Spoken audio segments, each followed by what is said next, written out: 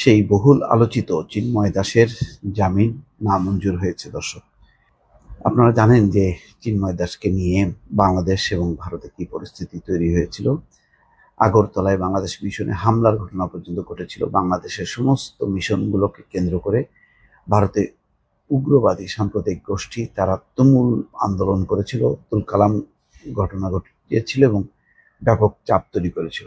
এমনকি ভারত আনুষ্ঠানিকভাবে বাংলাদেশের কাছে প্রতিবাদও জানিয়েছিল এই ঘটনায়।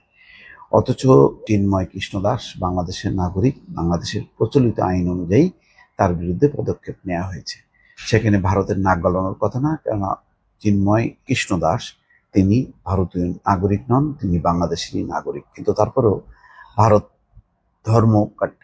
ধর্মকে পুঁজি করে, যেহেতু চিন্ময় দাস হিন্দু সম্প্রদায়ের নেতা, সুতরাং ধর্মকে টার্গেট করে সেখানে ব্যাপক একটি পরিস্থিতি তৈরি করে এবং রীতিমতো বাংলাদেশের উপর ক্ষুব্ধ হয়।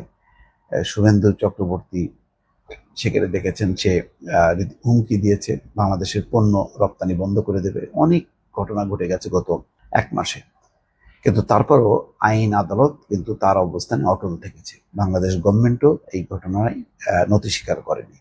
হয়তো তারই প্রতিফলন চিন্ময় দাসের জামিন নামঞ্জুর হওয়া। রাষ্ট্রদ্রোহের মামলায় কারাবন্দী বাংলাদেশ সম্মিলিত সনাতনী জাগরণ জোটের মুখপাত্র চিন্ময় কৃষ্ণ দাস ব্রহ্মচারীর জামিন নামঞ্জুর করেছে আদালত।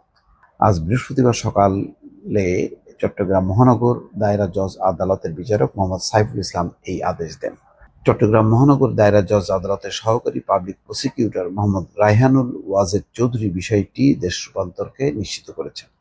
তিনি জানান, জামিন আবেদনের উপর আধা ঘন্টা ধরে শুনানি হয়েছে। আদালত দুই পক্ষেরই যুক্তিতর্ক শুনেছেন। পরে বিচারক জামিন নামঞ্জুরের আদেশ দেন।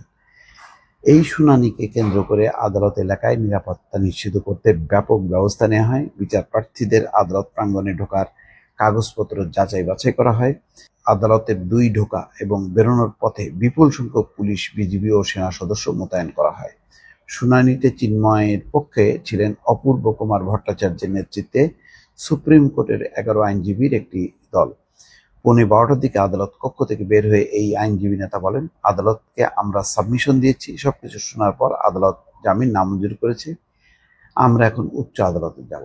যাক, আদালত এই আদালত ওই আদালত যাইতে থাকুক, কোনো অসুবিধা নেই। কিন্তু এটাকে কেন্দ্র করে কোনো সাম্প্রদায়িক উত্তেজনা করবে, প্রতিবেশী দেশ নাক গলাবে, এটা নিশ্চয়ই বরদাস্ত করবে না।